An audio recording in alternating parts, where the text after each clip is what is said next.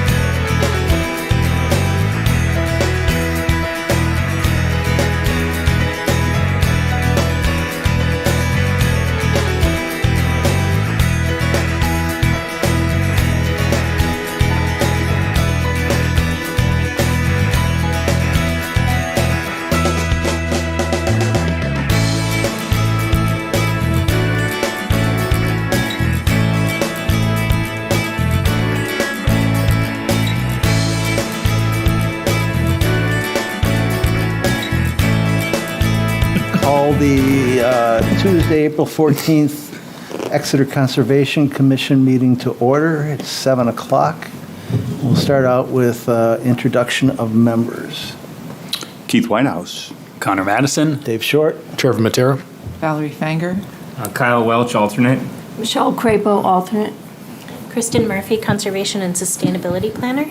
And Dan Chartrand, Select Board Rep to the Conservation Commission. And Bill Campbell. Bill Campbell's way out here somewhere. The connection Yeah. works. Yeah, it works. I'm seeing myself twice now. I don't see Dave's face, but it'll get there. All right. There you go. Any public comment? Mr. Chair, I had some. I'll go over here.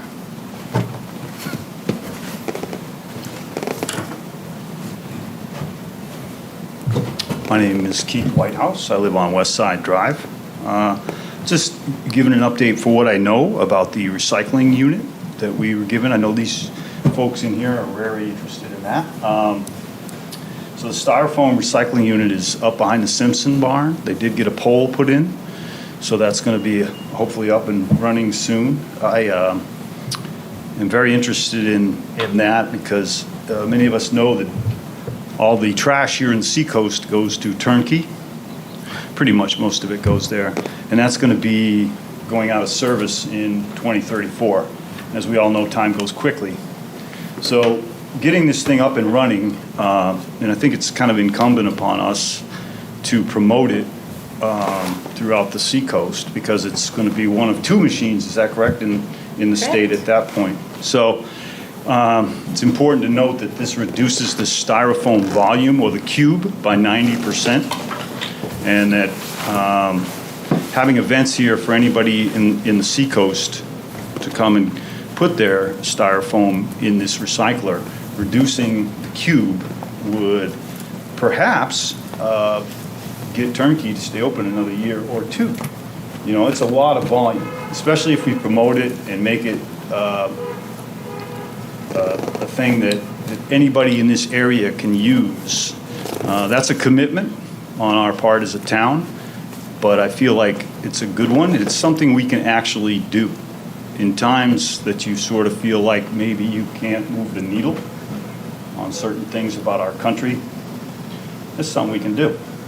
So I ask that all you pay attention to this and try to let's make this happen in any way that we can so that we can reduce the volume of the styrofoam that goes into the landfills. So we need to also realize that styrofoam, if the conquistadors were drinking out of styrofoam cups, Ponce de Leon, De Soto, Pizarro, Balboa, can't forget Cortez. Those cups are now starting to break down this week. Okay? So that's 5 centuries. It's a thing that we can do. I appreciate your time. Thank you. Thank you. Sean Torres, alternate, has joined the meeting. That's me. And next up is a discussion of the proposed new trail alignment in Oakland's town forest. There was a site walk last, what was it, Thursday or Friday? When did we do the site walk? Thursday, okay. Last Thursday, and Connor, Trevor, myself, Drew, Kyle, and Dan, I think, were the attendees from this commission. I had to take a long nap the next day, but yes, I was there. Okay. So I guess Dan has some things to say to us. Well, Dan Longcope, Exeter resident, 7 Ridgecrest Drive, representative of the Four Rock Riders. I was a little late to the walk, but yes, as you mentioned, the walk happened last Thursday. Several members of the Conservation Commission and Dan were there. And walked the BLT. So the previous weekend we had gone out as a group. The one request, I would say, from the Conservation Commission, and Kristen specifically, was to look at this one section of trail that, sorry, I thought I saw a close-up of this, but it wasn't one. Okay.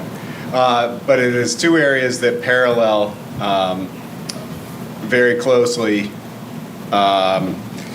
and old trails, one called Demoralized or the other called BLT, and they parallel and they braid against each other, and they are both along wetlands habitat red zone from the map.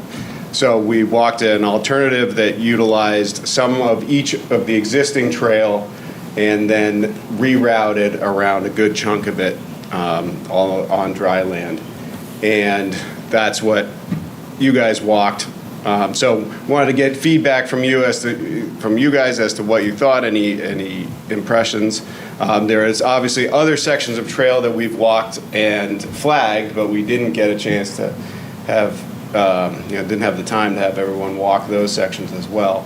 So at least from that initial, wanted to get feedback and see where we were at with being able to move things forward. Was anybody who attended that have any observations to offer or questions? No, I think what we looked at was that the demo BLT, everything looks like it made sense. It was consolidating basically two trails into one that was even further away from the wetlands or wetland buffer, taking two river crossings, making it one. I think all of it made a lot of sense. I do have some further questions, but the only other further question I had was the schedule on it, and then just explaining to everybody how we're going to close the trails when we do, or if we do make a new one.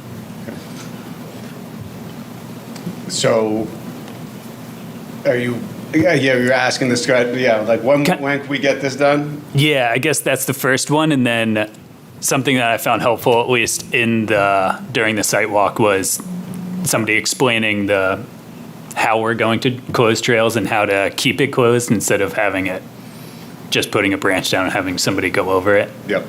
So I found that helpful. Yeah. Yeah. So scheduling wise, I think we have just having a conversation of putting some big trail days on the schedule, and it's going to take a lot of work to do that.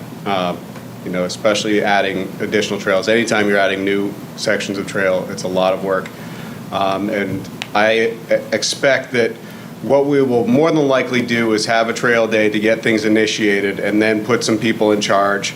Some of our local trail builders, guys who really know how to do the work, and have them, be out there at their availability and get this done. But certainly, the goal would be to have this done this season before the snow falls. But outside of that, right now, I can't promise anything or commit to anything else other than to know. We know this was the one ask. We're asking for a lot of other things. We're asking for 3 or 4 other trails at this point, and prioritize. To really, our intent is to address the one ask from the Conservation Commission first. So we will prioritize this, but I can't give you anything other than no, it's a priority, and we'll get people on it. Now, what was discussed on the walk, as I wasn't for that part, was there discussion on anything that would be utilized for the closing? I think we were more, I can let you speak. Mike Mitchell, Captain's Way, Exeter. So there's intentional design that we can do to close off the old trail, but someone also actually added it, the signs that actually are the formal town of Exeter, just a little, and they don't have to be, we could even print them up and laminate them, but with that little bit of kind of official notation, I think that's a pretty big deterrent. But a lot of the design reconstruction there's nothing appetizing about going the old way. I think there's some energy about this. I think Dan's maybe underplaying and not overcommitting, but if we get the green light, there are a lot of people excited to go out and make the trails better. So there's different types of braids, like some of the ones that are the stick that get open, those are shortcuts Whereas this is not any shorter or longer than the old trails. It's just moving it. So as long as that's communicated in the reroutes, that you still get to where you want to go and it's not harder, I think everybody's going to be really pleased with the new version. Toby Ferdin, 10 Stonebridge Lane in Exeter. I'll just piggyback on that. And I think that, we've done a good job as mountain bikers of self-policing. So I think that, communicating that these changes are good and affect all different types of trail riders, trail users for the most part.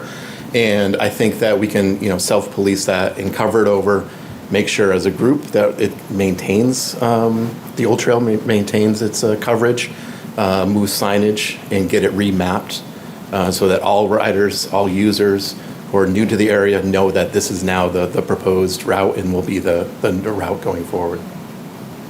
And that hopefully you can take signs come down once it just kind of sticks. And I think there's also from a community aspect, I think people are really invested and excited about some of these enhancements. So if, again, it's communicated that, hey, if we go and undo this, or if this doesn't go smoothly, that's it. We're not really going to get to improve other spots or add a trail somewhere helpful. So again, I think community communication, as we build, we're going to very clearly close, and it should be really nice, and then some signage that hopefully is temporary.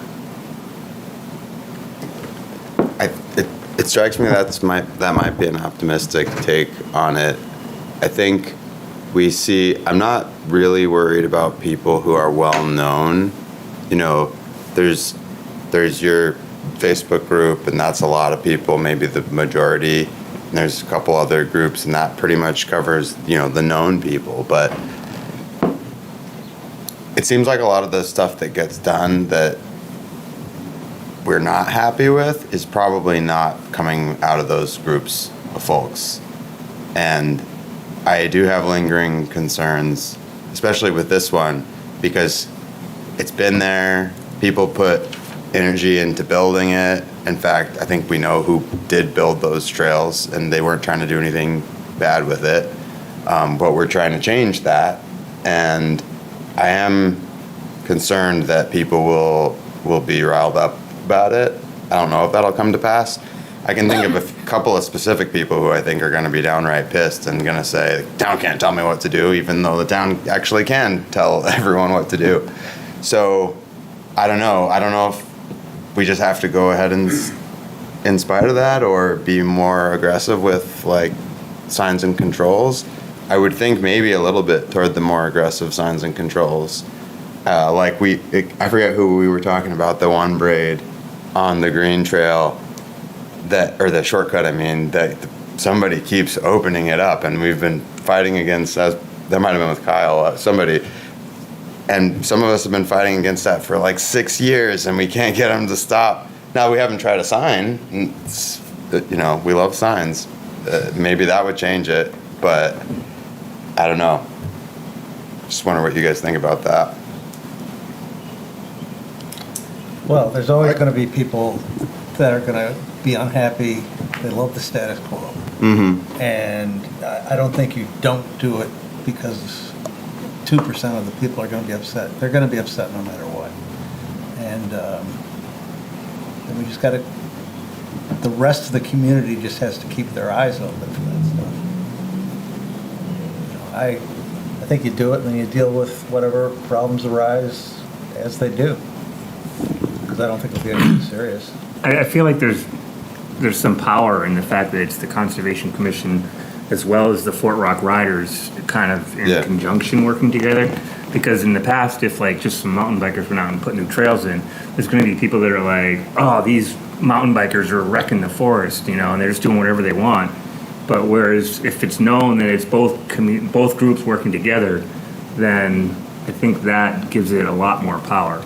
And I have noticed wherever, I think, Dave, you're the one who puts the yellow signs out, those tend to be pretty respected. There's the one where the rock climbers are allowed to go, and then there's the BLT reroute, that's pretty much, I don't think anybody's been doing that ever since we put the sign there. Yeah. And so, there is going to be a bit of education that, there's reasons that this is happening, and make people aware of that this isn't just happening randomly. Yeah, well, I think that's a really good point, is, instead of people that aren't familiar with the situation thinking that individual riders are free to do whatever they want, this will formalize it a little more. And, yeah, I think it's all going to work out. What do you think about, as some of the signage, and I haven't been out there, but to say something like, this trail closed to protect wildlife? I mean, we're doing that, right? We used to have that. There was a sign about regeneration or Okay, all right, something so like sorry. that. Yeah. Do we still have copies of that, or can we I'm get? sure, yeah. I gave you what I had, Dave. Those yellow ones. Yeah, I guess I still have a bag of those in my garage, don't I? And I do think, together, we have a responsibility, like the commission and the town has a responsibility to describe the process that you've gone through. This has been a lengthy process. It's all been, properly noticed, properly advertised as though any other application before the commission. And I feel like you did the legwork, right? And so conveying that to the public through all of our channels, the biweekly report, the Exeter newsletter, and the town newsletter, as well as social media, we need to do that. And I think it's a really, like you said, Kyle, it's a really powerful story. This is a struggle that happens in a lot of places, and I think that this is like, I'm just really happy that everyone's around the table talking about this.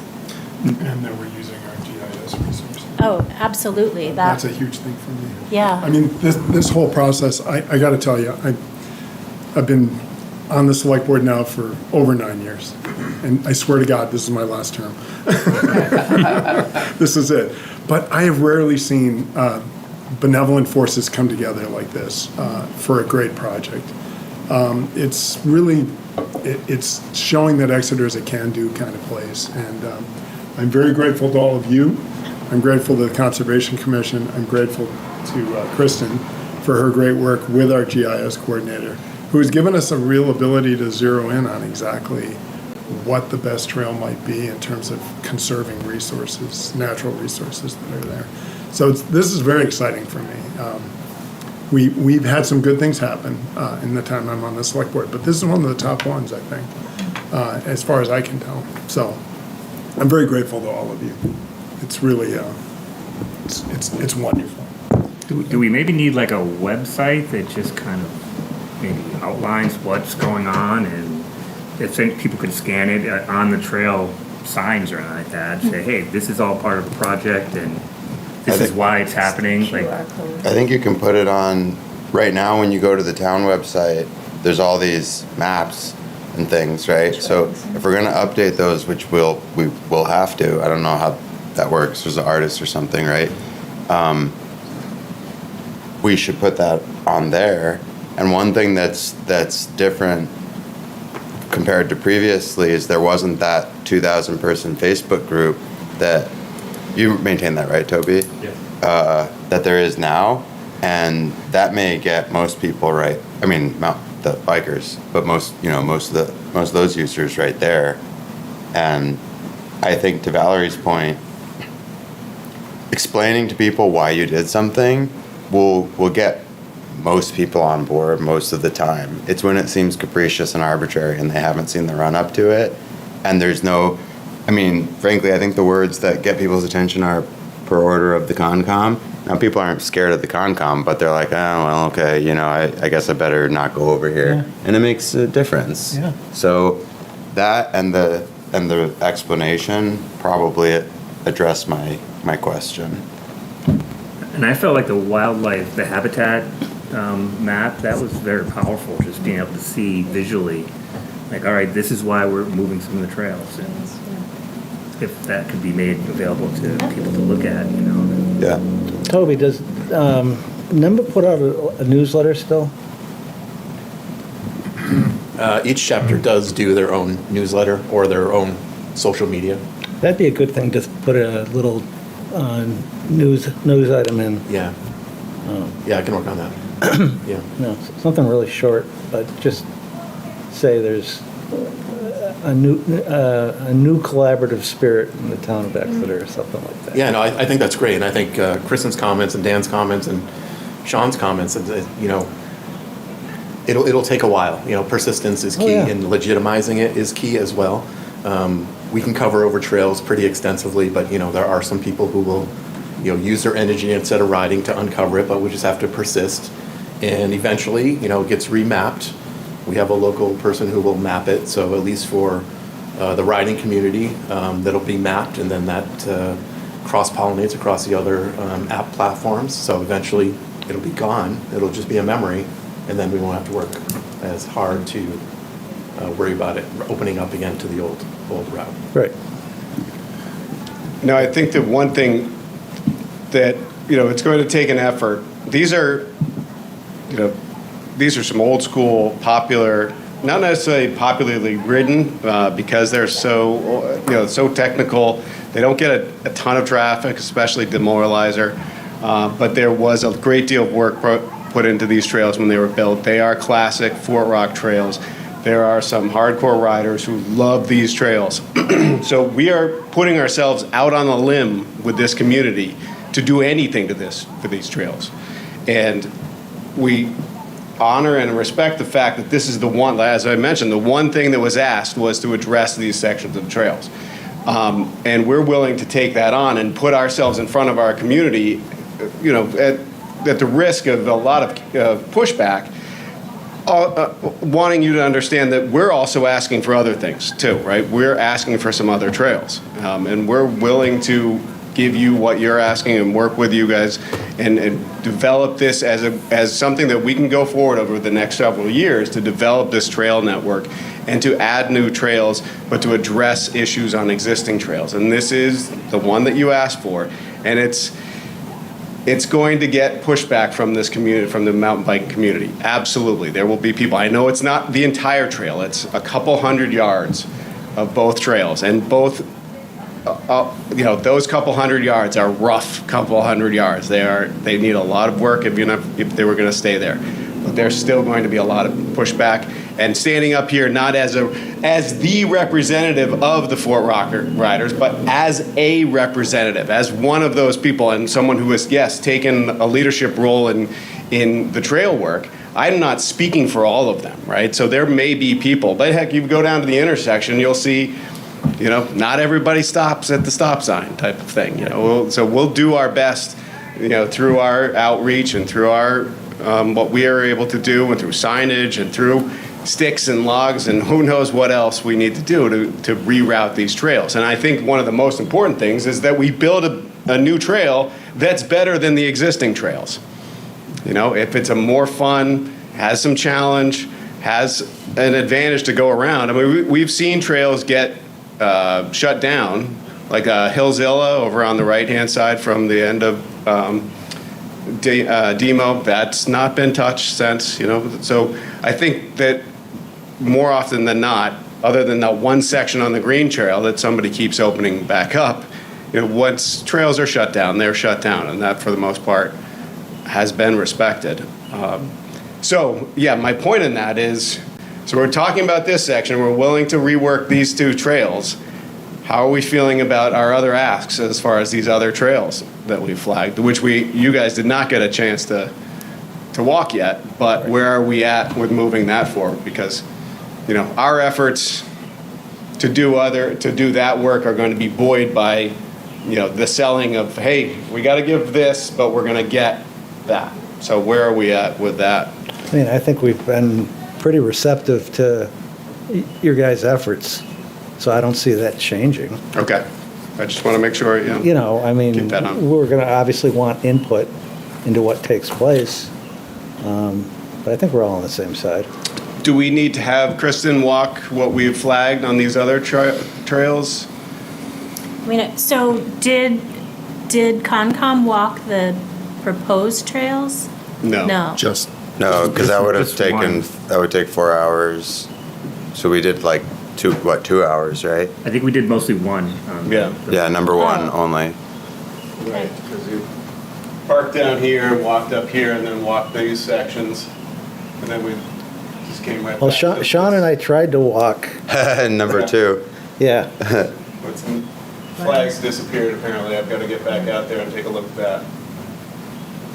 So I rode number 3, but in the winter. Right. And I talked to Dwayne about it, or just about this in general.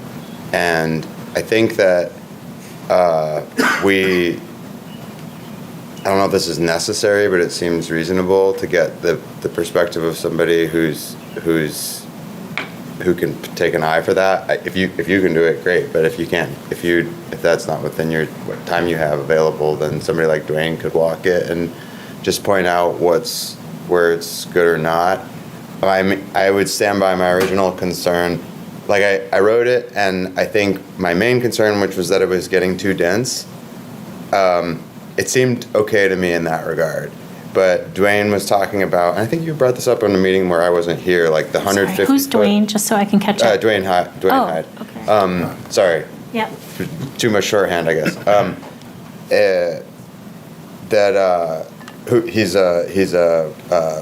I forget what his degree is in, but he can take a look at the wetland aspect. He works for Salt. There's those 150 foot and 400 foot or something like that corridors for wildlife. And I have talked to some of the trail users about this, and this is kind of disappointing, but attitudes are very mixed about conservation and wildlife and stuff. Believe it or not, you would think a lot of trail users would be like conservationists and ecology minded, and that's just not the way it is. I think probably this group is pretty uniform in like wanting to preserve the ecosystem, but a lot of the people don't see it that way, and they don't really understand that if you start to take out piece by piece of the plants and the animals and the water, and pretty soon the whole system starts to degrade. And that's my fear, right? I was talking to somebody about the Rugg property, and they were like, but those trails have been there 5 years and it's fine. And I'm like, are we looking at the same place? Because it's massively eroding in places, and I think you're seeing a huge depletion of wildlife in some of that area because there's so many trails. That's just my perspective. I don't necessarily agree with you at all, actually. You don't think so? I'll push back. No, there's an impact, but I don't think.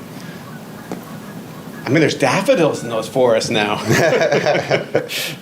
No, there's impact, but I still see deer and turkey and owls galore out there. I mean, there is still a lot of nature. There is still, I'd say, the logging impacts from way back are more impactful, on olive branch and whatnot than the people. I mean, the deer, you go walking off the trails, there's deer sign all over the place. I think there's still a good amount. And those trails have held up. I'd like to see what you think as far as the erosion.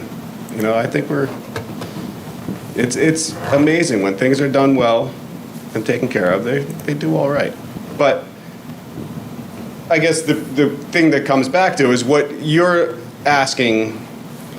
So to get sign off to be able to even just do these other two, this is the central pathway. So as reviewed, these two access points out to the power line are very technical trails.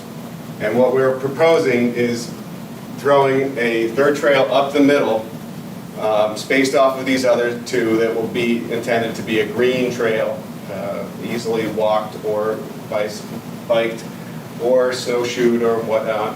It travels and avoids all of the hot spots, the wildlife hot spots through that center area. And Dan, what about where number 3 passes by BLT, right where it says Oakland's Town? Yep. Why couldn't that section of BLT from 1 to that Oakland's be replaced by number 3? Have that touch. Well, now you've just eliminated a half-mile trail that's established. Right.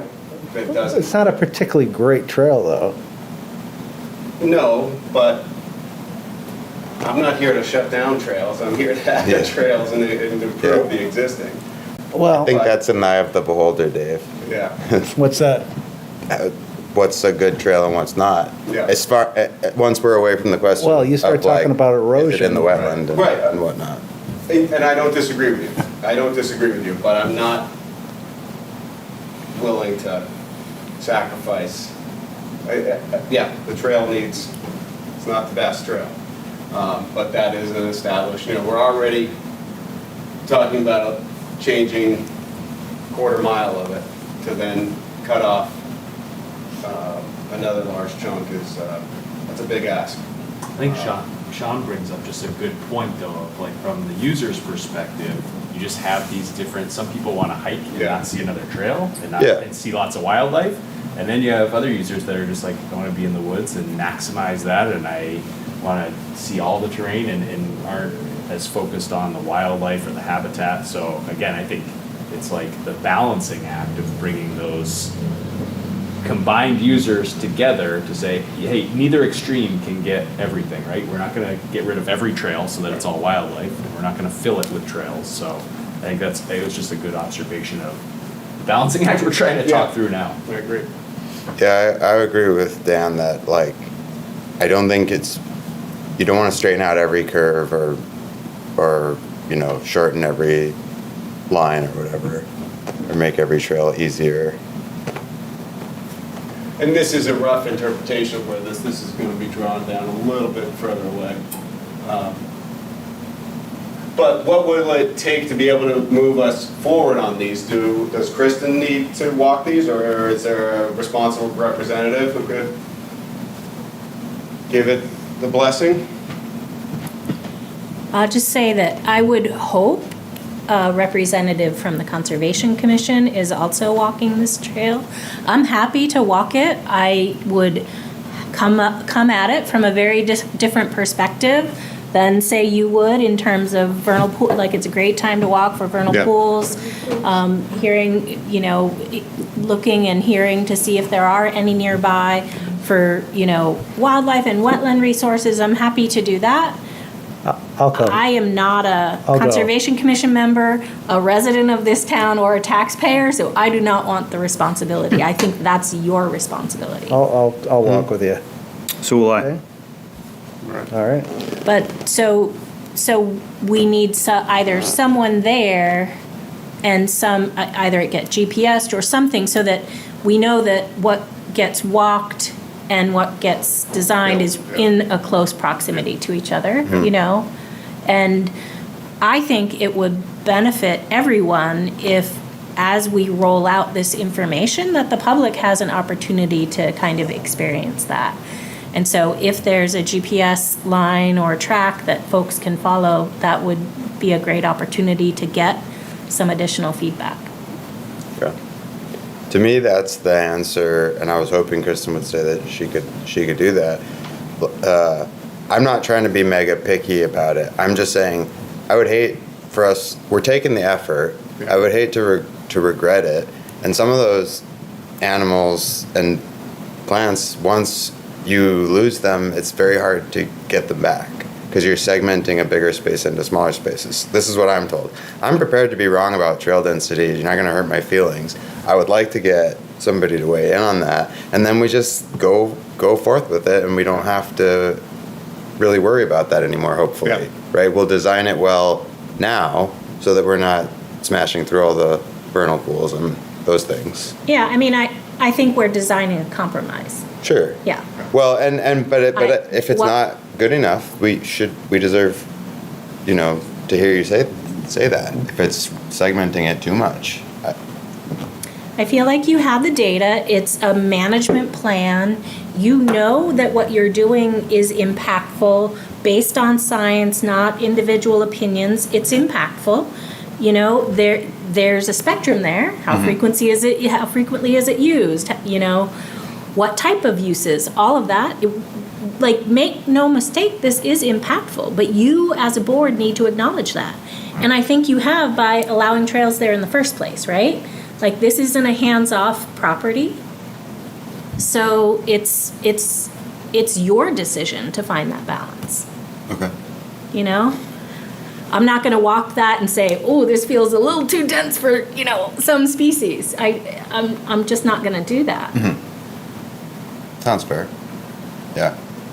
I can see a compromise emerging between what you guys would like to do and resource management, I think. I mean, I'm looking to the voting members here. Maybe we don't have to decide that now, but I like the notion, I like the way Kristen presented it, right? Like, of course it has an impact. Are we okay with that? And I think so, you know, thinking about sections of trails that you see that do become rooty and are complicated because of erosion, you know, I would love this group to come together, use this, you know, this amazing partnership that you've created to also talk rest rotation. You know, it's a practice that's implemented in other properties. It's accepted by the mountain bike community. We've got trails that would be desperate for that. So, you know, I don't know that we need complete closure of one trail or another, but, you know, maybe start thinking rest rotation, and then you still have that, and what trails you flick on for 5 years and flick off for another 5, you know, like together you could come up with that based on frequency of use, based on, you know, those favorite sections by the users and habitat.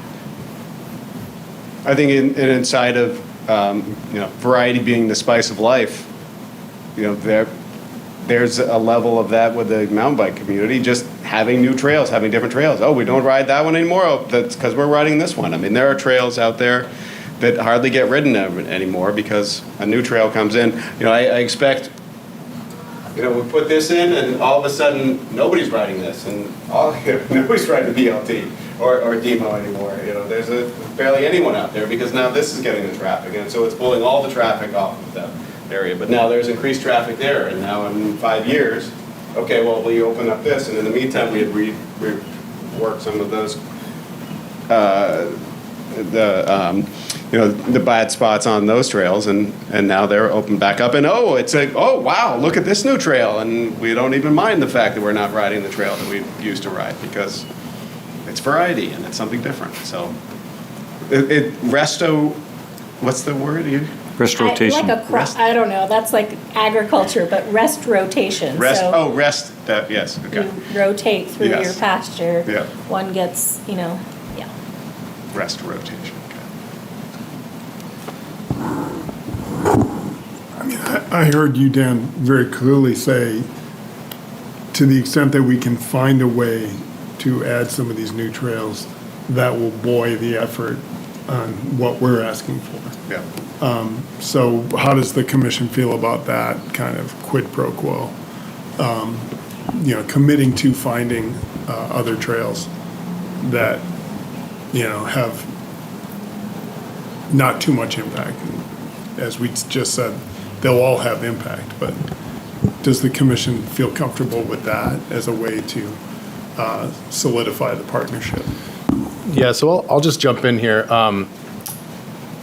I first of all want, as a walker from last Thursday, I want to recognize the amount of effort that has gone in. I think it really does show.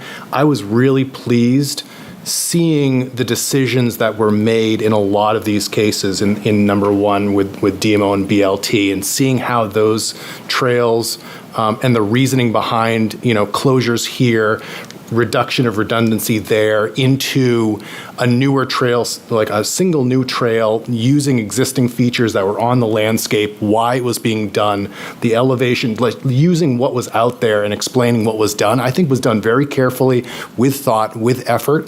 And I absolutely commend the team that's been putting that effort in and the strategy going forward.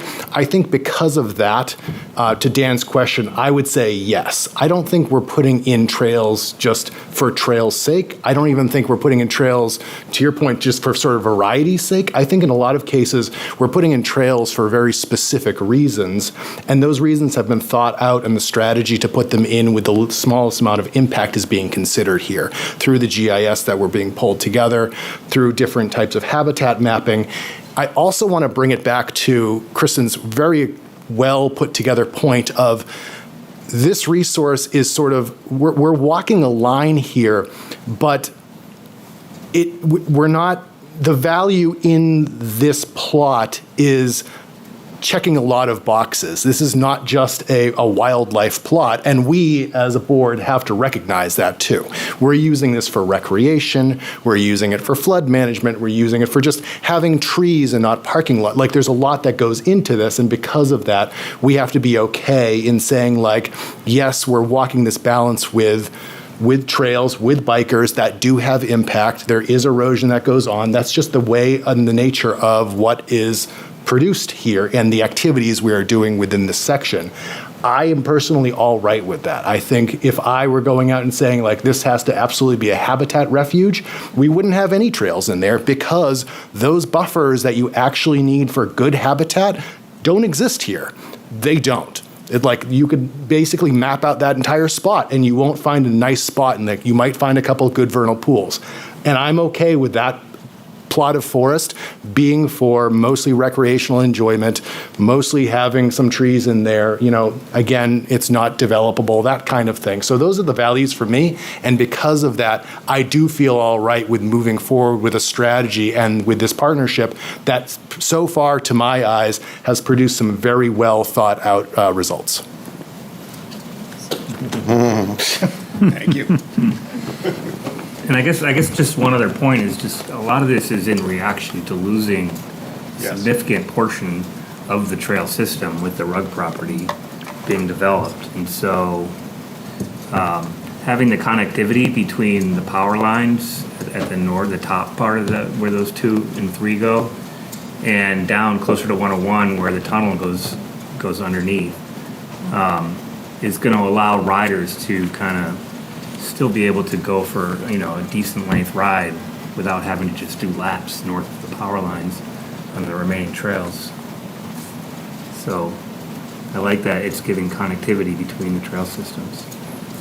And also for walkers too, it's a nice walk with these 2 trails. It's a nice loop that doesn't pull you out into, this is the lost zone. This is where people get lost, right in here and up in that area. But it's very common to find people out there just. Yeah, there have been rescues, yeah. Where they're going. That's the one area too where all the signs get stolen.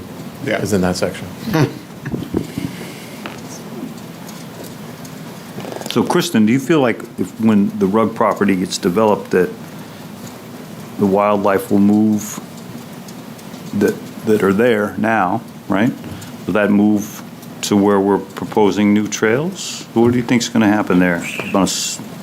Hard to say, but I don't know. I think they'll move away from the people. development, of course, yeah. So they're going to move to, we got 101 there. We've got.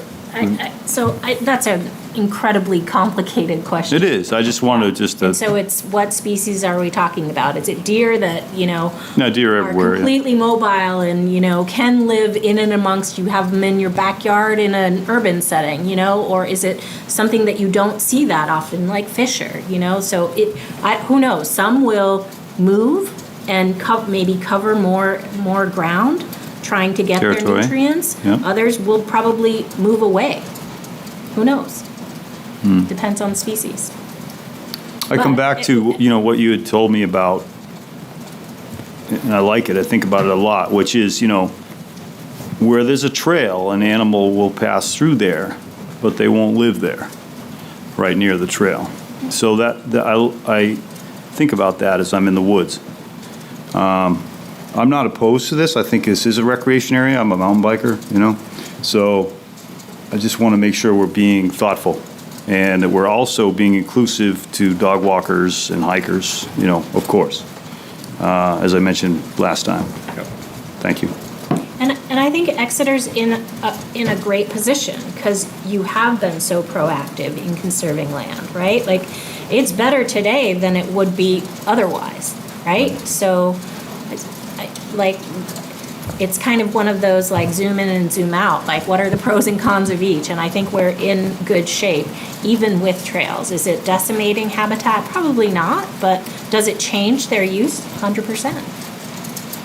Yeah, and I think that's just want to make sure we're really aware of what we're actually doing here. Yep. All of us. All right. You all set? Good. Okay. I guess there's really no action for us to take. I is guess- there? If we want to have a site walk It seems like, yeah. Yeah. Is it so you want to do a formal site walk again? for number Please look 3. at each other, don't me for this. Yes. Yeah, for number 3 and number 2. Okay. Yes.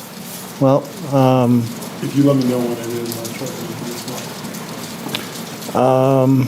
well, why don't we do the poll again? You can, Doodle poll? yeah, you can email us the poll and, Same time frame, I think we'll need more more time. time. Yeah. well, it's, Weekend an the days are option, getting or is longer. that The days are getting longer, that's true. I think we can go at least 2 hours now, maybe I two and a think half. You can, Walking 2 and 3 in a loop is going to take at least 2 hours. I've done those loops before. It's a 2-hour walk, Okay. right? Because At a good pace? Isn't it going to be about 5 miles almost? 4 and 4? Oh, You don't think? no. All right, well, we'll do the poll and say, I don't, at least 2 hours. say 5 o'clock instead? Weekday? Yep.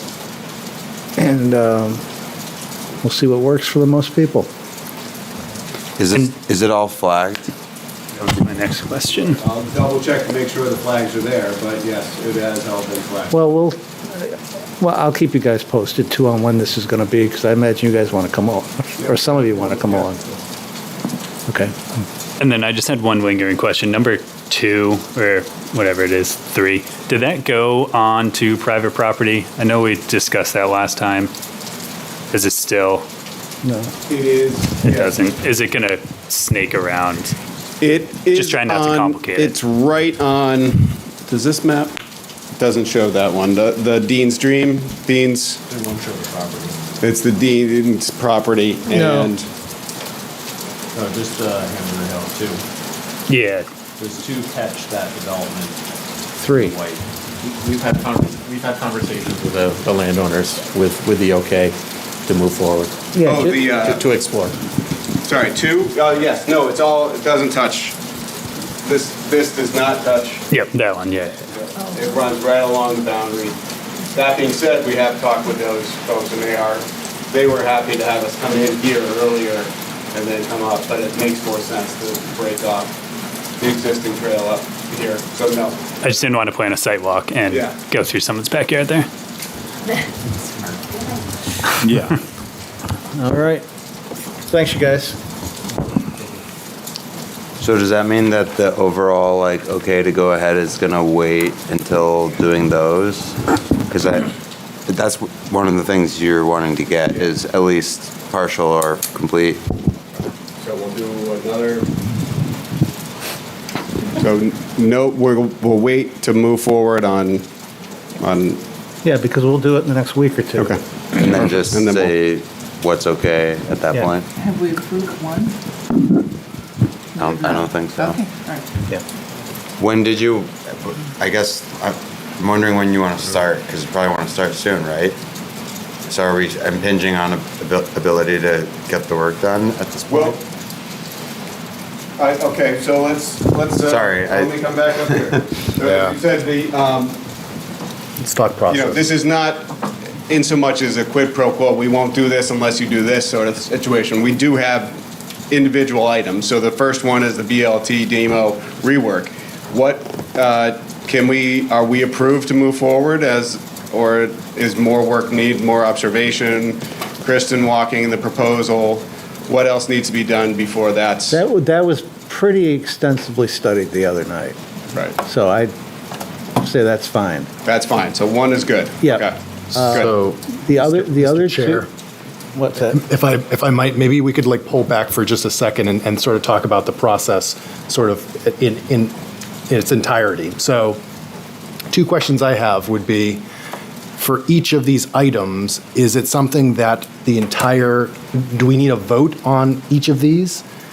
And if the answer is no, we feel that we do not need a vote for items, is a team a small subset of us going out to see, for instance, 2 and 3, and then saying, okay, enough for them to continue the work, or are they going to need to come back at the next meeting and say, like, we did the walk, We saw 2 and 3. These 3 people were there and discuss it again. Do you need to start number 2 or 3 prior to a month from now? Yes, You do? yes. All of this should be started in the next month, yes. Okay, so you're not doing it sequentially? Well, point being that this is the time to optimize before all the undergrowth starts coming up and Yeah. He's right things get about that. overwhelmed. Like, there's a window that we're well into right now for building Right. a new trail. So sooner rather than later. Could we schedule a, publicly notice a meeting just to deal with approval of the 3 after a site walk? Kind of like we did with the stairs at Rains, just schedule a meeting. Technically, if we had a quorum at the site walk, Yeah. right? Right. Yeah, but that wouldn't be, it'd be good to be in this room. You think so? Yeah. Yeah, Okay. and have it available for the public, if not in real time, at least, Well, yeah, we can do them right together. To me, that would- Close to each other. Right after the sidewalk, if this room is in use, maybe downstairs. Sure. Want to do that? I think that makes sense because if you, during your site walk, these are noticed. I do hope we have other users' interests showing up at these so that when you're making your decision, the public has an opportunity to weigh in at each of those points. Okay. All right, we'll wait for the poll to come out and answer it quickly, and we'll get the show on the road. So do we want to vote on the first one Well, tonight? do we need to vote? I didn't hear an answer to that. What doesn't sound, do you guys want to start on that one? We can get started, yeah. I think if whatever the procedure is, I think if everyone's good with that, we should offer that to them now. Maybe they don't even cut a spade into the ground, but at least they can start planning. Yeah, it's just so much easier to operate in the woods when it has not leafed out and stuff is starting to leaf now. It's just going to be a heck of a lot easier to get going if they want to now I mean, I think if we're all in agreement, why not do the vote for number 1. and make it right? Yeah. Make it official. All right, who's got a motion? Connor? Sure, I can try. A motion to approve the DEMO and BLT consolidation as reviewed last Thursday on the site walk. Is there a second? Second. Any discussion? All those in favor? Aye? Aye. Opposed? That's unanimously. And Excellent. we'll see you in the woods. Happy trails. Thanks, guys. And are we planning on that next week? Is that too early? Is that 2 weeks? No, I don't think it's too early, I think. No, I think sooner rather than later for sure. Why don't we, I know we can do a doodle poll. I was just trying to School vacation. think of my schedule. Is next week school vacation? School vacation's the No, last it's week. after, Yeah, so we maybe should- next Of April. week, Do Because it, you're gonna yeah. have school vacation the Yeah, following. people will be missing so that. Tuesday or Wednesday, maybe? Want to have those two as an option? Tuesday or Wednesday of next week? Yeah. Or Tuesday, Wednesday, Thursday, I guess. It doesn't really matter. I could not do Thursday, but you all can. Tuesday and Wednesday are good for me, Yeah. and Thursday, but Wednesday's Earth Day. Tuesday is Earth Day? Wednesday is, just thought everyone should know. Throw that out there. So, I mean, who are we polling if not the folks who are here? That's true. Right. What about Wednesday from 5? Would you say 5 or 7? 5. 5 to Anyone 7. look at the weather? That's a good. Yeah. Yeah, it says now. Why don't, maybe Tuesday with a Wednesday weather date? Sure. Does that work for you guys? Okay, well, I'm sure we can make it. We will. Wednesday, Thursday. we'll meet at the Oakland slot again. Yeah. Yeah. All right. And do we need a quorum there? No. No. No. But you'll need a quorum after. Correct. Correct. There's just 4 of us, so we'll come up with that. So this is site walk followed by an unscheduled meeting, is that the plan, just so I? Yeah. You mean do the unscheduled meeting right after the site? walk? Yeah. What are you thinking? If you've got a quorum, that's great. My worry is we need to have a time, and I'd hate to Yeah. sacrifice finishing the site walk To to ru- get to here, rush to back. be Yeah. here on time. That seems like plumbing. Yeah. So I would do the walk. You need to notice it 24 hours ahead, right? Yeah. Maybe notice a meeting, see if you can get a quorum together for that Friday. I was going to say Wednesday, Okay. you know? The following day. They said Tuesday. Tuesday site walk, Wednesday Wednesday quorum. meeting. If I may, Trevor had proposed the question, do these require a vote? I would strongly encourage the board to vote on each choice, Okay. unless you're taking them as a package deal, in which case I would wait to vote on all of them. All right. I mean, you'll agree. you'll get that basically in a week. Yeah, I would agree with Kristen. How are you going to say by order of the Concom on these signs if you haven't voted? Right. So, Okay. yeah. Yep.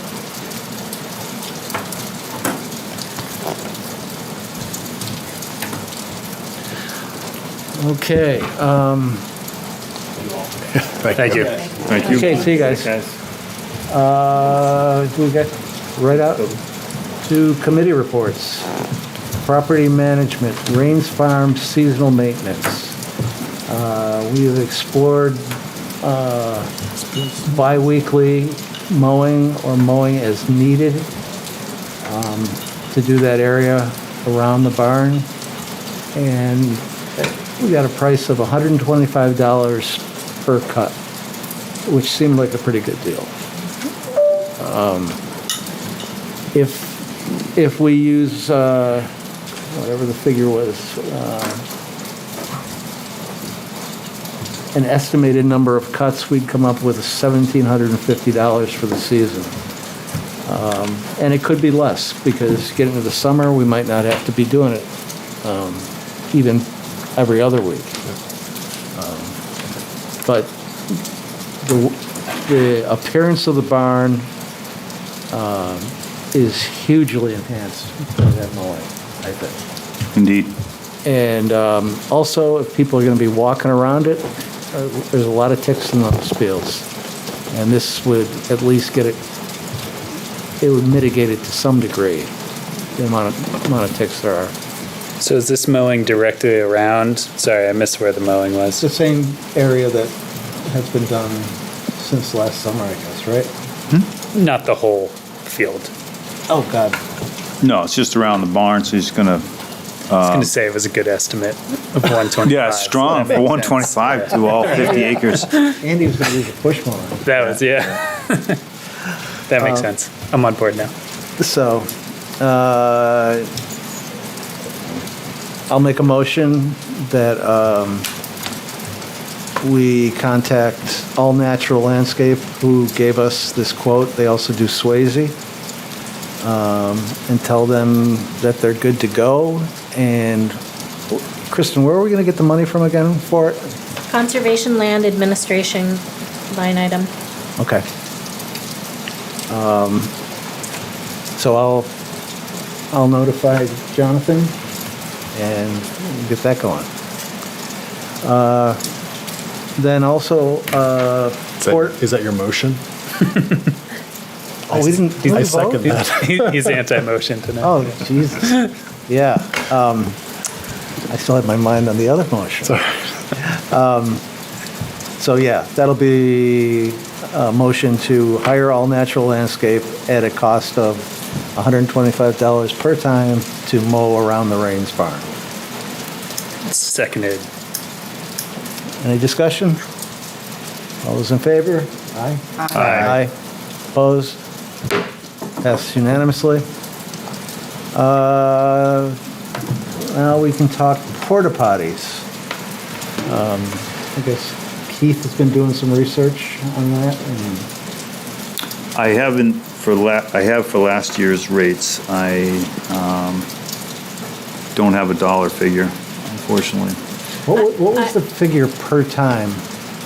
So they have different rates, right? If you have it for a weekend, it's X amount, but you can get pretty much the same thing for a month if you leave it, and they'll come clean it every week, right? So the location that it has been for Stephen, the historic restorer, has been right on the road. That's not what I would consider ideal for the public to use, to go a little kid out by the 40-mile-an-hour zone on that corner. So I think we need to think about the location, and then that can be muddy down in there at certain times of the year, you know? So we have to figure out like when our first event is going to be on the 25th for the Arbor Day. And it's just a couple hour event, right? So we probably can get away without a porta potty then, and say, you know, I think we need to discuss like what we're going to be doing at Rains to warrant a porta potty, and when we should get it to avoid having it sit there and not be used. I would be in favor of postponing a decision till we see what develops. Because, I mean, we don't have to make it right now. And Right, I think Stephen is also, and his son are out there, and so I think they're going to, I did talk to him about that. I think they're going to get one for the next 2 months or so, month and a half, hopefully. And so then that should, you know, that needs to be used for that, for this particular event that we're having on the 25th. That would probably be okay. But going forward, if we're, you know, we're very excited to get this up and running and to be used, but also, and in discussions with Kristen, I think she's right, we need to do something that we can do well and make sure that we're able to, if we're going to have an event that once a quarter, that we could manage well and get, you know, have a porta potty for the public's use for that, promote it so that maybe we got 100, 200 people to come out. That would be awesome. We would definitely need one then. Oh, yeah. So, but yeah, I think we can delay it until probably at least next month and perhaps the following, based on there's going to be one there anyway for now. And then get an idea of what we're going to be spending, too. Yeah, so Greg at the rec department uses a company that he likes, and it's pretty reasonable rates. And it depends, you know, there's several types. There's the single, we need to get the one with handicap access, and to get into it, it's better to have one with a urinal, right? Because they always hear, like I was at Planet Playground today, and they're nasty. You know, you got a little kid, he's 4, you like holding him over for a hover. It's a scene. So you gotta, you know, we have to really do some research to make sure that we get the right one for the right spot. And, you know, I don't want to go into all the details, but you want to know what it is, this is what it is, right? So it's, you know, I mean, all of us, if you're married, you've probably heard your wife say, "Ah, it's nasty." We got to make sure this is right? You know what I'm saying? So. Well, we've got a handicapped one at the nursery. Yep. And I think that's $250 a month. So it'd probably be $150, $175 for an event, or something like that. Yeah. So the $250 a month is a lot. I did call Pete. Yeah. What do you say? What did Pete say? So it was $150 for an ADA accessible. I didn't know there were multiple types, so I don't know what. And there was importance. Oh my gosh. There was an importance that they could easily access it, so the location will be very important where we choose. But $150 a month with weekly cleanings is what they quoted. A month. That's a good deal. I got to relook. You got to call Pete. They said it was their special municipal deal. Excellent. Yeah. Yeah. That sounds very reasonable. Because based on, I think we that's paid, didn't we pay We paid $175? $175 for a weekend. For a weekend. Yeah. So that's great. And that includes cleanings? Weekly. Weekly cleaning. cleaning, yeah. But to your point, that's contingent on them being able to access it. I don't think coming down on the south side of the barn is a good idea, at least not this time of year. Yeah, I mean, I went in there today, it's dry, but right now it's not. Right. See what I mean? Well, I think we got to, as far as placement goes, I think we got to think about the visual too. Yeah. Like, I wouldn't want it sitting out next to the south side of the barn. Yeah, okay. It kind of, I mean, in the past, we had them on the north side up on the hill, which isn't great for accessibility. So I think we know. need a little chat on site Yep. to figure Yeah. out location. We do have a flatter spot down where we put the ADA parking that may be, and there's a gate there. And with that new material that is much firmer. So there's some options there. all right. It's exciting to be having this conversation that we're going to need a porta potty and that we're going to be able to use this place after 24 years of getting it to where it's at. So it's very exciting. I guess I'd also just like to add that, like, if it's close financially for having it there full time, like, it's just going to make it a more accessible place for people to go, even when there aren't events. If they're just taking their kids for a dog for a walk to. Yeah, or sledding, or any of the above, right? Snowshoeing, right? Anything. So, yeah. I mean, if you've ever gone somewhere with kids, then it's very helpful. I don't know if they could get to it unless it were by the parking lot though in the winter. Yeah. Yeah. Maybe we should think of a permanent spot, not now, but maybe make a cement pad or something. Yeah. Possible. It's not a bad idea. All right. Down, Well, we'll take a do walk out site there and think about it, yeah. see what makes sense. All right, outreach events. On April 25th is the Arbor Day celebration at Rains for the Liberty Elm. Those got planted today, I think? Yep. Was it? Yep. Okay. So we moved 2 Liberty Elms from the public library location out to the knoll at Rains. The plan for the Arbor Day celebration, so this is joint Concom, Tree Committee, and the 250th will have an activity there. The plan that I'm envisioning, that I hope we all, I'm happy to modify, but at a minimum, an Arbor Day proclamation. Nico said that he would do that. So just a quick reading of the reason behind Arbor Day. The Tree Committee is willing to have a quick talk about why elms and the history of elm trees, in New England, and why Liberty elms are different. Let's see. For the 250th, Julie Gilman had said that she would give a short presentation on the mass tree riots, which is a kind of a cool historical event that happened. And then I will put together a kids' nature scavenger hunt, and then refreshments at the barn. It's kind of my vision for the event. We have been talking about the dedication benches and recognizing commission members who've been longtime Conservation Commission members. And I have the plaques. I'll need to double check that we're current, because I think we've added a few years to folks. So, but I'd love to get those on the benches before that and have some recognition to Concom members and invite former members to attend as well. Does that sound like a plan? Sounds good. Yeah. We talked about 11 because at 9:30, New Hampshire Fish and Game will be here offering the river herring volunteer count, the volunteer river herring count training workshop. And so that'll give enough time for that to wrap up. They'll go outside and do their tour, and we could start the event out at Rains. Okay. Would love help that day for those who are available if possible. I do have tree committee members, obviously, and then Julie and Nico, but it would be great to have Concom there.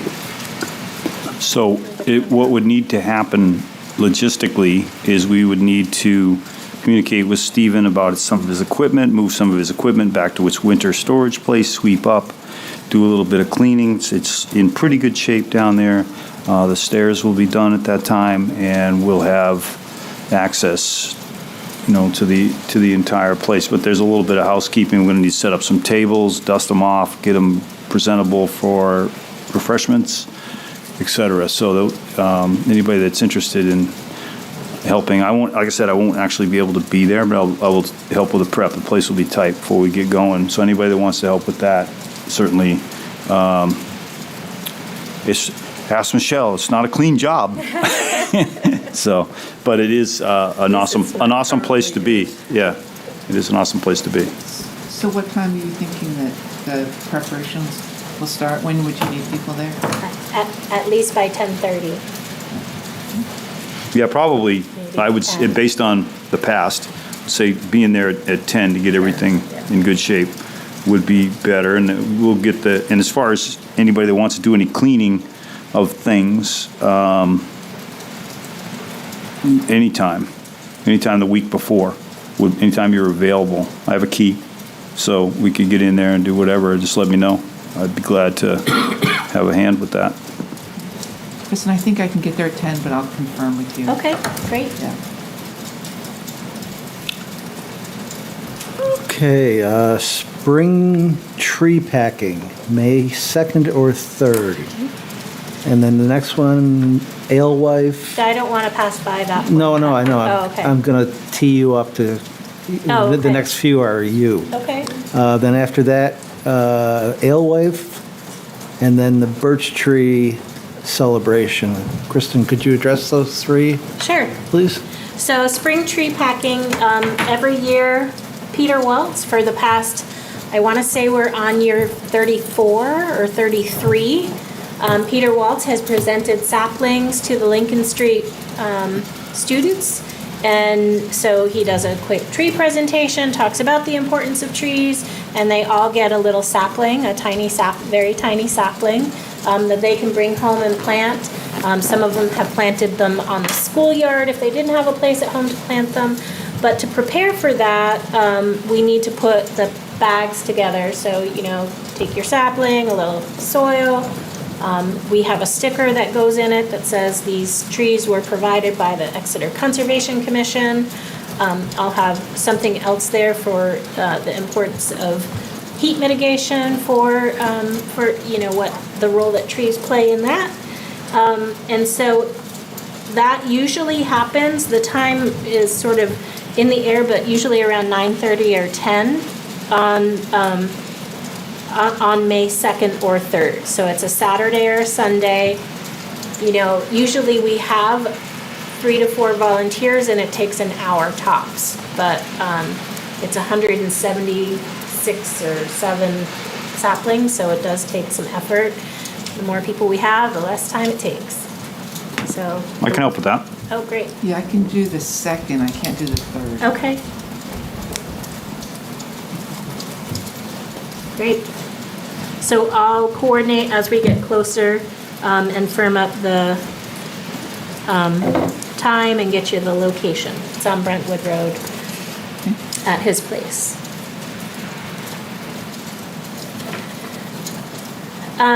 May 9th is the Alewife Festival. So I'm bringing that up I'm hoping that you'll talk about your plans for the table today and coordinate that. Right now, I've booked both Founders Park and the Town Hall, and the plan is we will aim for Founders Park, but the Monday prior, we'll make a weather-related decision, and it's not just rain or shine, it's just, if it's gonna be icky, let's just go inside. That was a good enough venue, it was fabulous, so we think Michelle and I have been to Founders, and we think we have a layout of the tables that even at Founders, it'll be a more cohesive setting rather than scattered throughout the park. So I think we'll still get that great feel that we got last year. Drew had said he has the Enviroscape available, but he cannot be there that day.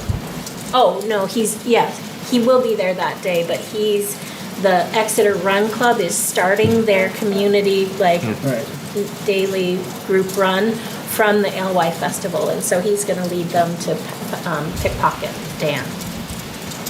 So he won't be able to help with the table that day. I'll be there, but for a prep Right. table.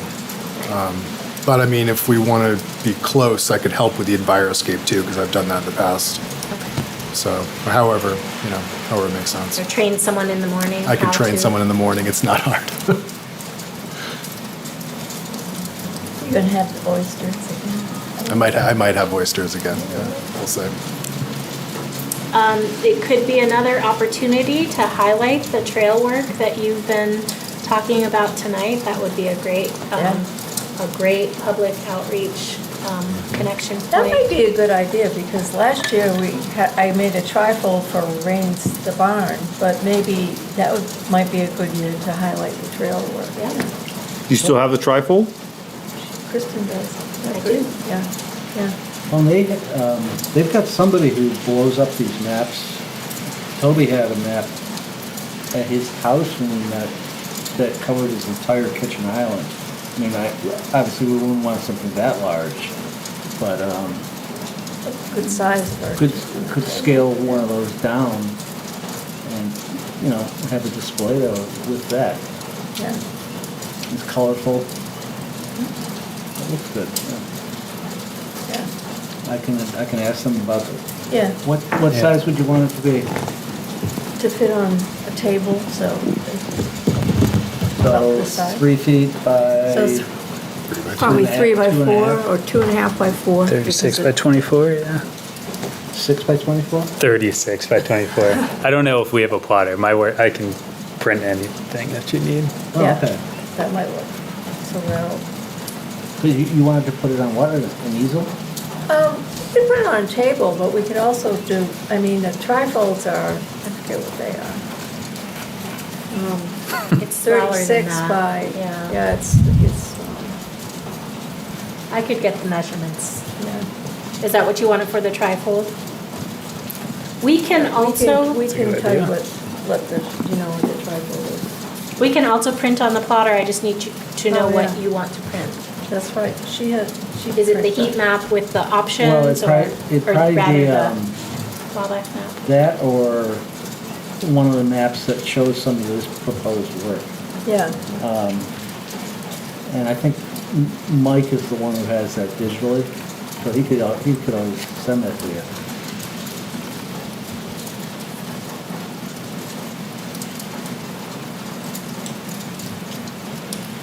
trying to think of which one. It's taller too, the tripod. Because that's funny, because you printed that last year and it fit perfectly on, yeah. Whatever size it was, it fit Yeah. perfectly on the tripod. So do you want to borrow the Enviroscape model? It's like a model that shows groundwater and wells and septics and I can't remember what else is in the Well, Trevor's Enviroscape. the expert on it. I'm not going to be running it. I'm just going to train whoever's at the table. Yeah. So, Just to give people an idea of what it is. yeah, it's just a watershed model. So you just put like little sprinkles and stuff, and then you drift water. You spray water on it, and shows pollution. Oh, I thought it was the groundwater one. Oh, the groundwater one. Oh, I don't know how to work that one. I don't do groundwater. Just over the groundwater. Strictly not a groundwater man. Below groundwater. Yeah, It's too technical. That's for the great unwashed. We can figure out. We'll have Sarah do it. So yes, borrow it. Yes. We're having a meeting Thursday, we'll let her know. Or the daughters can do it. Okay. All right, and then the last item, May 16th, the tree committee, they have been working to celebrate the birch tree on Swayze Parkway. And so that is the day of the team music and arts festival. And so they'll have a table at that and do like, I don't know, to be determined, but possibly, you know, an opportunity to paint watercolors of birch trees or sketches on birch bark. They're still working out some of the details, but they're presenting to the trustees at your next meeting. Tomorrow evening. Oh, tomorrow. So they've got some details to sort out before then. I think it's going to be like, you know, a kid-friendly thing, and they can hang their paintings up for display. Yeah, I talked to Eileen, I think it was yesterday. So no action on behalf of the commission on that, but because it's their subcommittee to you all, it's important that you're aware. What time are they there? Are they there the entire festival? I believe so, yeah, and I don't know what the festival times are. It's probably like 10 to... What's the name of the festival? Team It's their Arts and Oh, it's the Music. team. It's their spring festival. They do a spring, just around the equinox. Sounds like there's food trucks there. It sounds awesome, actually. And there is also an information session followed by a public hearing on April 28th, beginning at 5:30 p.m. It's pertaining to the standard permit application for the proposed solid waste transfer station at Resource Waste Services of Epping, otherwise known as ERCO. Next to the dragway, it's 270 Exeter Road, almost straight off the end of the highway off-ramp coming towards 27. They're proposing to expand their facility from just construction debris into a full-fledged transfer station. And they kind of were keeping it under the radar, it felt. And then some people got wind of it, and it sounds like it kind of woke the state up a little bit, and now it's becoming a little more publicized. There's a lot of issues with it. It's next to the Lamprey River. Piscassic. Piscassic. And, you know, there's a lot of drinking water implications, all that sort of stuff. So it's going to, I think it'll become a well-publicized story.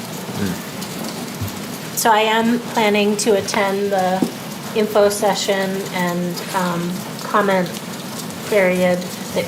There's a virtual option. Your packet has a link if you want to register for that. There are some members from other committees in attendance from Exeter, both energy and sustainability. And prior to that, if you're interested, there's a group of organizations who are concerned about that are kind of getting together virtually to talk through what those concerns are, just to sort of get organized before the public event. And I can get you, that's also virtual, and I can get you the date of that meeting. So it's Conservation Law Foundation, Southeast Land Trust, Newfields Conservation Commission. Oh, that's the one Tom was talking Yeah. about. And a whole host of others. Yep. Yeah, it impacts a lot of towns. Yeah, I mean, and to my mind, that is something of, you know, kind of what I was talking about earlier, that stuff from Turnkey, which is going, you know, has an expiration date, is going to go somewhere, and they're going to do something with it. So if you extrapolate the thought out, it's going to be in somebody's community. Right.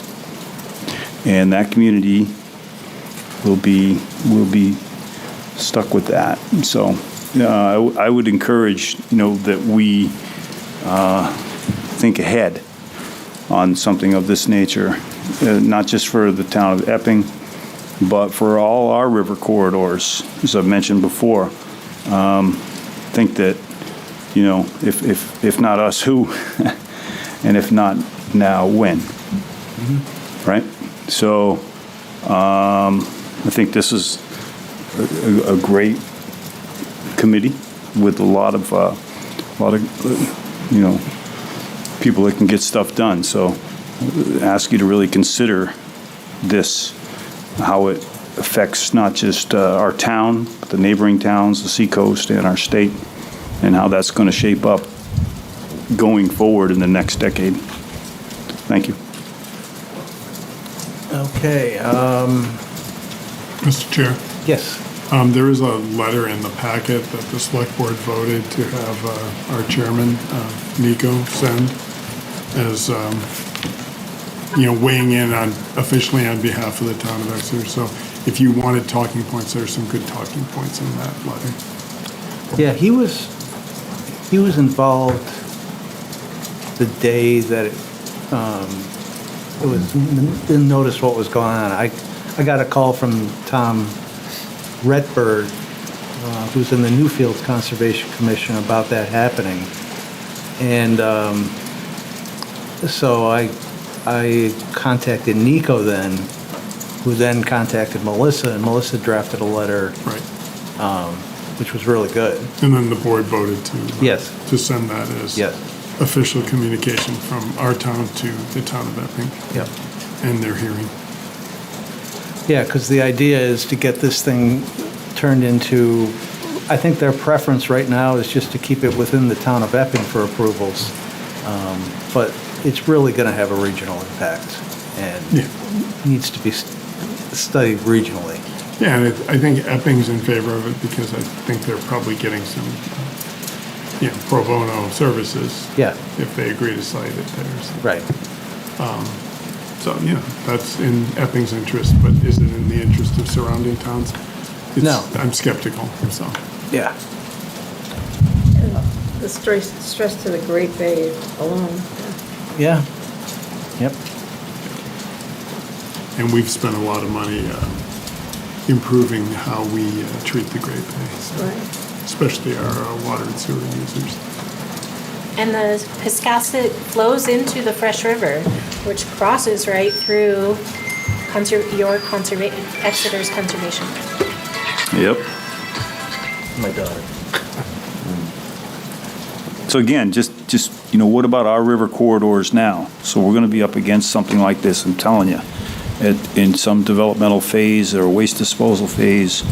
I really would like to see us really take a close look at the open spots along the Little River, so we walked, and stuff that could wind up being developed. So, important.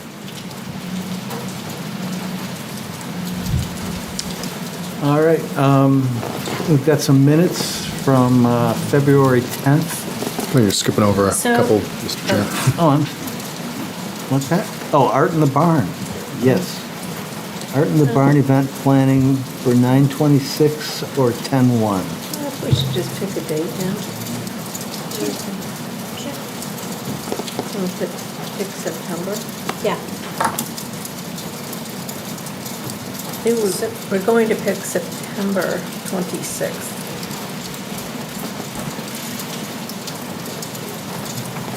$9.26 it is. So we'll have not more meetings because we have to coordinate, make porta potty, and we have to think about that. That came up earlier, but it's something we have to think about. But the idea is to, did we talk about this at the last? Oh, okay, never mind. All right. So what we've run into, though, it's changed. So we were going to the 250th, it was going to be part of the 250th committee, but it's not any longer. So everything was going to be standardized, I guess, how they were going to do it. So that's changed, so we can kind of make it our own a little bit. So I think we have to have another meeting and talk about that, how we're going to move forward with that information, so. Do you have any arts organizations that you're recruiting to be part of it? Well, I don't know, Not really. I've reached out to the Town Arts Council. Is it the Art Council? No, I meant the town. If there's an arts committee or arts committee maybe. And I haven't heard back from them, but yeah, I'm just trying to coordinate with them but. The folks at Art Up Front Street are very civic-minded, and you might reach out That's to what them. They might be a great partner. Yeah, because we were going to partner with another business downtown. They've done it in the past, but I might go pick their brain to see if they're interested, but they just came back from a long shutdown, I guess, April, so I will pick their brain, but I will go to the Front Street. Michelle, is this more of like an Exeter-specific art show, or is it more of a, Probably I would say regional, local. I can tell you the Great Bay Stewards put on an annual art show. I think it was last weekend. Was this one like the 20th? And they might be someone to reach out to and chat with. Because I'm sure they'll have plenty of contacts. I might just email you. So, yeah, because I think, and I was, I'm kind of mindful, there's some other ones I've seen come up, and I just may attend and just see what they're doing. And there's one I volunteer every year, but it's a juried show, and we're actually trying to be inclusive, like students and just that type of thing. So rather than a juried art show, we're trying to make it so everyone can be in it. So, nice. Yeah. Question for you, Kristen, if you don't mind me jumping the line. Is this weekend the Rain Barrel event? Yes. Okay. Oh, right. Yeah, I can cover it though. There were only 10 sold. Okay. So I'm all right. sit in my car and wait till folks come and then wrap it up at the end. So okay. You're all set then? Yeah. Okay. Yeah, thanks. Yeah, I was shocked that so few sold. You had voted to subsidize a portion of the costs. But I tried to get the word out. I don't think people were really, I think timing-wise, people weren't really ready to think garden. I think if we started it with a deadline like next week, they'd be all about it, because we're starting to hear about drought talk again, and I think people just were still in like winter mode, unfortunately. But we'll know next time. Sounds good. Thanks for reminding me. Yeah, speaking of drought, we're down to the second level now, I think. We had been... Severe. We were at level 4? I'm sorry? Well, we were at level 4, is that correct? I don't know if we ever made 4. Oh, I thought we were. I think So we're at 2? Yeah, what they severe drought. Yeah, I think we're severe. I think we're moderate now. Oh. But it's been improving. Oh, yeah. That's good. Didn't look like Moderate. Yeah. 2? Is that what? It starts, there's none, D0, D1, and so we're at D1. I have quite a few things to list, just to list as heads up so you're aware of them under other committee reports before you get to the minutes. Okay. So the Sustainability Advisory Committee, thank you for talking about the styrofoam densifier. We're hoping that will get online soon. They have been working on kind of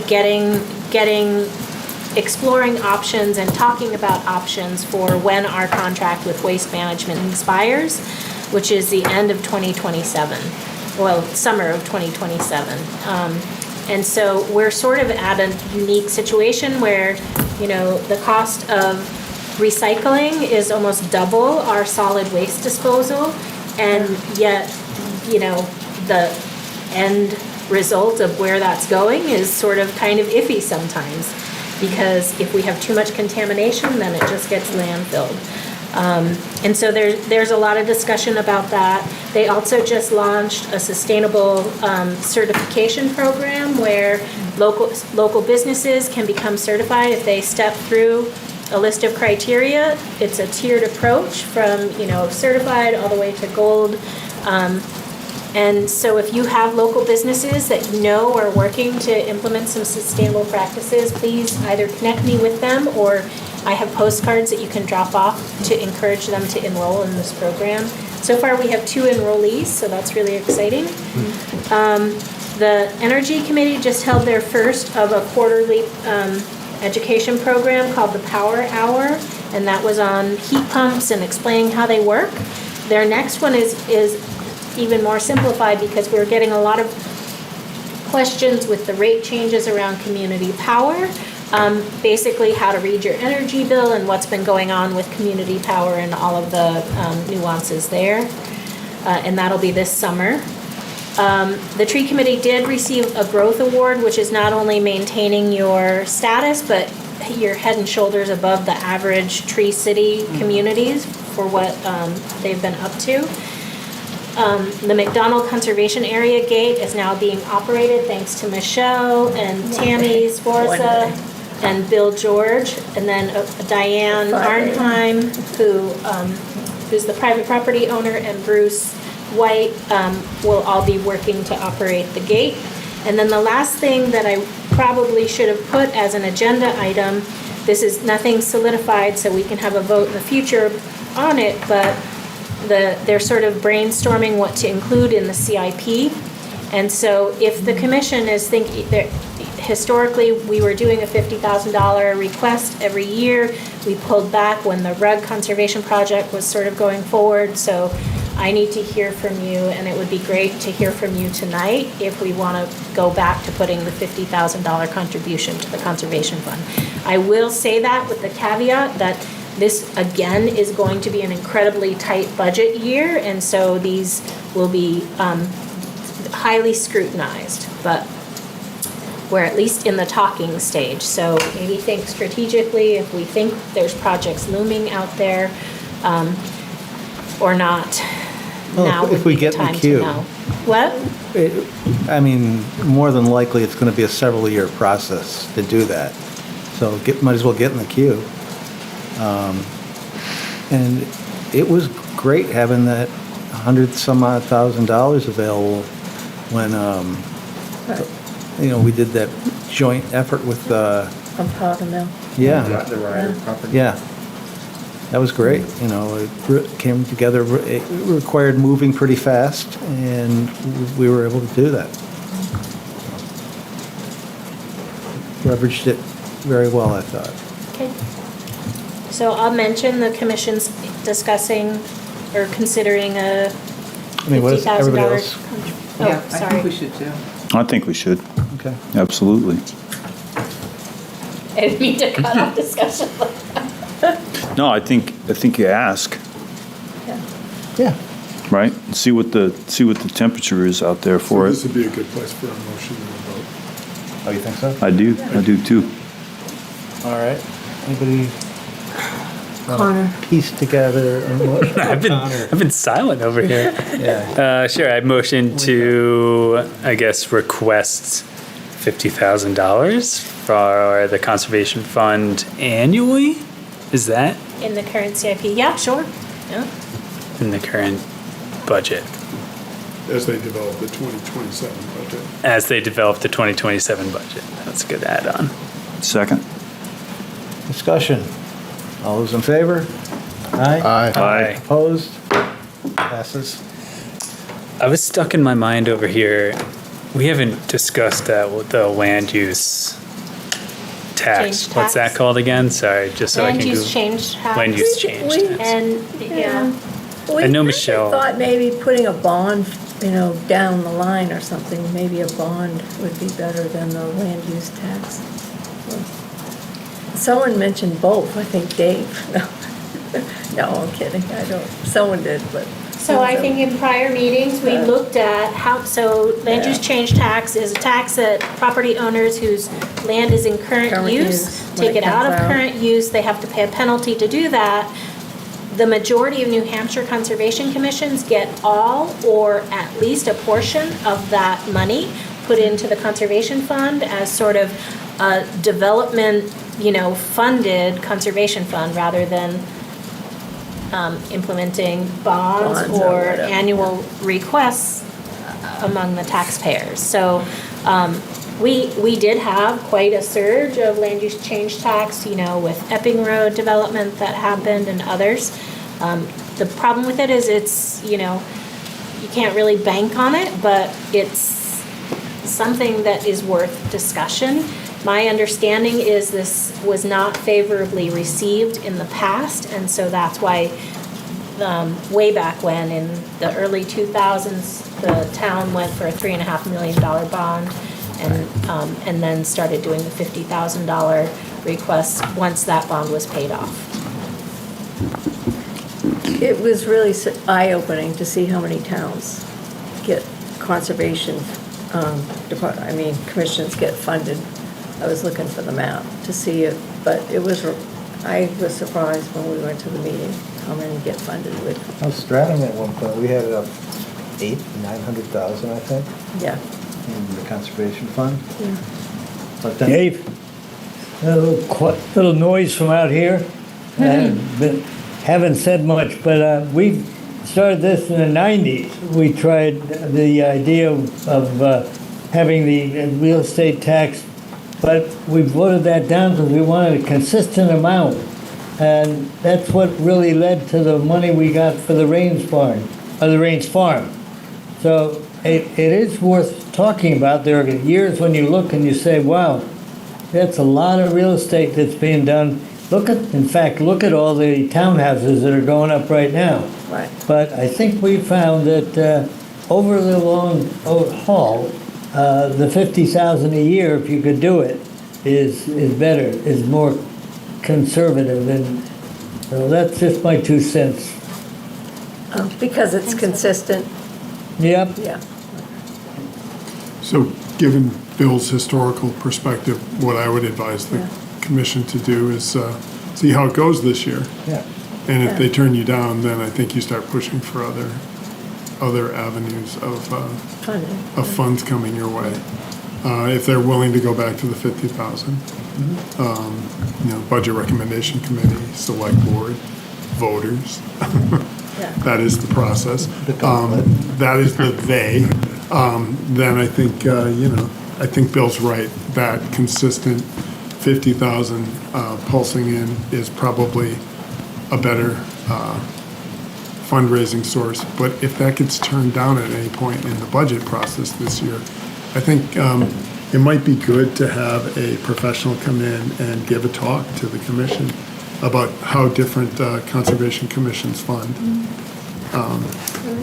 So that would be an agenda item that you could put on, Mr. Chair. So for the history of that, did we get the 50,000 in '24?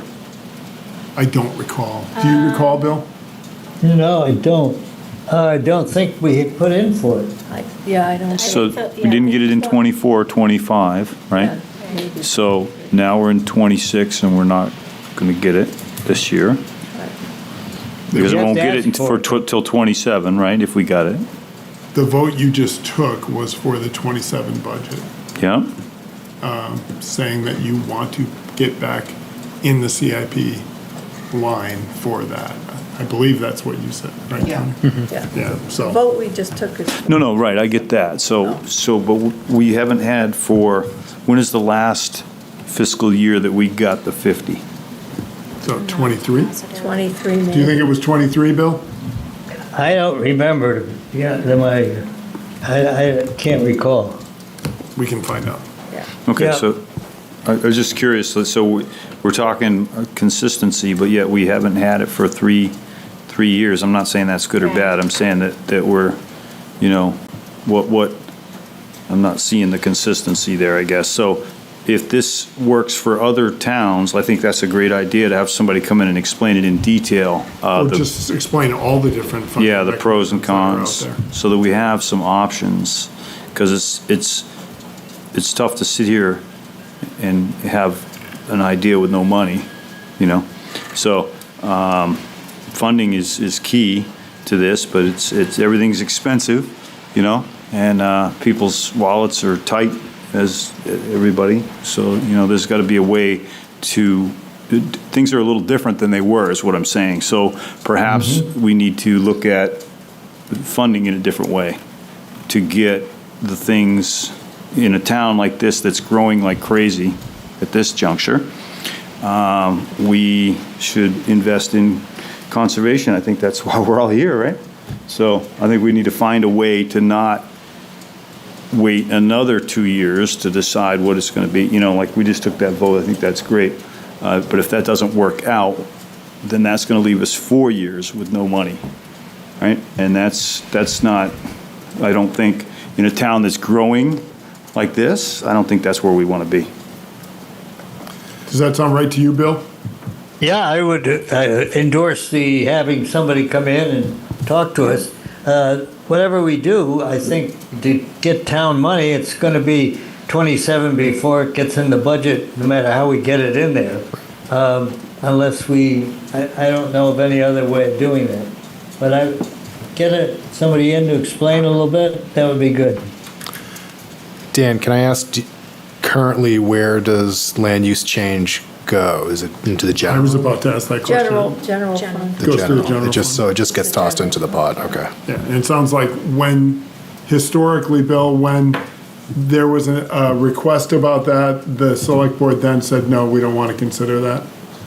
No, I think the Conservation Commission just didn't put it forth. I may be wrong, but and maybe the Budget Committee didn't accept it, but we did it for a while, and then I don't know what's happened. I'm afraid my memory is not as good as it used to be. Well, it's the best one we have, so I appreciate your input. I think the annals of the Finance Department are probably better. Look back.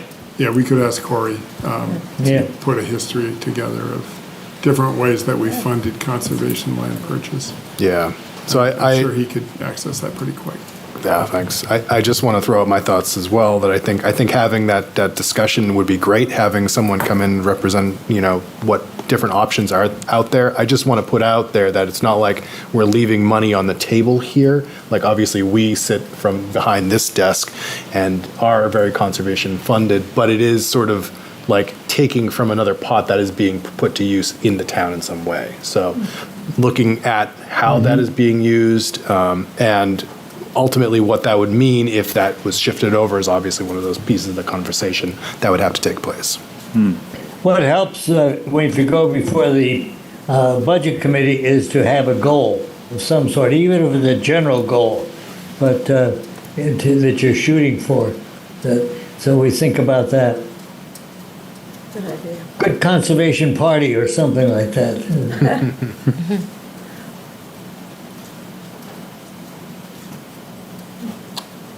Anything further? And we've got some minutes to approve from. And I suggest you table the minutes because February 10th is what I put in the agenda, but I only included February 20, your special meeting, Special meeting, yeah. 26th, I think it was, and didn't include the 10th. So why don't you table February's minutes until the next meeting? And there wasn't a March meeting, so. And we'll just do the 29th at that point? Yeah. Okay. It should be noticed Yeah. properly. Yep. So I think that's right. And then we've got a notice of proposal for barn and an easement on the Bunker Barker Conservation Easement. So Laura Barker owns property on Beach Hill Road. She was in here talking with the Exeter Snowhounds prior to the winter. Her conservation easement does have the provision that they can install farm-related structures, provided they notice the town. And so she went through the process and provide notification to the town that she's planning on putting a pole barn up. now it's called Paws Way, but if you've ever monitored the property, you go in on the power line and head south. It's on the conservation easement down there, so not up by where her house is. And so they're looking to put a barn up for goats. Doesn't have a foundation, it's just a 3-sided pole barn. And so she went through walked through the deed with me, provided the details that she needed to, and I believe has not yet pulled a building permit, but, anyway, so I just want to keep you all in the loop since it's conservation land. It's an unusual deed. Typically, conservation easements require review and approval by the commission, but this one didn't, so. Okay. And then we've got elections of officers. Where do we start? So Dave is currently chair, Connor's vice chair, Drew is clerk. Drew's the clerk, yeah. So, And they're doing a great job. I want to congratulate you all. I was going to say the same about Dave. Yeah. I was going to pass it to you. I think you're doing great. Even though I forget the motions sometimes. That's fine. We're here to help. Who can vote on this? It's a good question. So there's 6 sitting voting members, and so one of the alternates should. alternates. Oh, right, 5? Sean's an There's alternate. 5 No, voting 4 members. So you should appoint 2 alternates to vote on this. Okay. Choose wisely. Well, Sean's already up here. And Me? you know, Or Bill? no, but then we have to do a roll No, call. not Bill. We have to do a roll call then. So either one of you. Okay, Michelle. I have to pencil my. Sean and Michelle are elevated to voting members for this issue. Oh, you're moving. Come on in. So, you have a motion? I would motion to nominate you as chair, but we haven't discussed it at all, so Well, that's what the motion's for. that's fair. My Yeah. second. Is there a second? Discussion. Rebellion. Would you accept it? Is that? Yes, I will. No, I really enjoy working with all you guys. It's, this board is a pleasure. I agree. Kristen, with her level of support, is awesome. And Dan is a fount of institutional knowledge. Something. Found something. Several founts. I would be very pleased if you were the chair again for the coming year. So, anyways, thank you all. Yeah. Thumbs up. So we have to take a We haven't vote. voted yet. Yeah, Let's vote. we haven't said See if anything. you win. Well, you said it. You asked me a question. Yeah, that's fair. Now you have to say all of those in favor, though. Oh, that's right. I shouldn't vote for myself, though. All those in favor say aye. Aye. Aye. Opposed? Passes unanimously. Congratulations. Yeah, that's it's a big one. And I think Connor's doing a fine job. We can open it up if anybody else wants to. Otherwise, I'll graciously be vice chair again. But All right, I'll make a motion to elect Connor vice chair again. Second. Any discussion? All those in favor? Aye. Opposed? Nobody. I like him. It was acclamation, Bill. Did you Yeah. and Drew ever have a discussion? No, Well, I suspect he would be willing, well, unless anybody else, unless someone else is interested. yeah. It's a very him not to low come. lift. that'll teach him not to come. Should have made him chair again. Yeah, he's, Yeah, that would have been the Oh, wait, ultimate he's move. treasurer. He's You don't show, treasurer. you end up as chair. I thought he was treasurer / clerk. Right, that's right.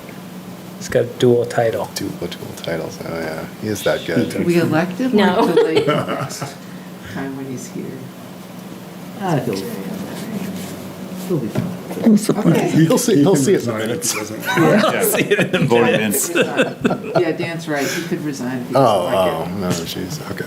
Yeah, well, like Dan said, he should count his blessings because he could have been elected chair. You could have Yeah. remembered that. It's very magnanimous of you to step up and do it again, Dave. Yeah. That one, yeah.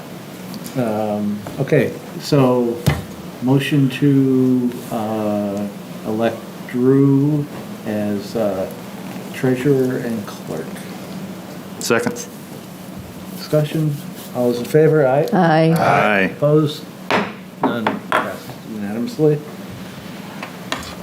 And then, our next meeting is May 12th, 2026, and the submission deadline is 5/1. It's 8:55, and I'd like to make a motion to adjourn.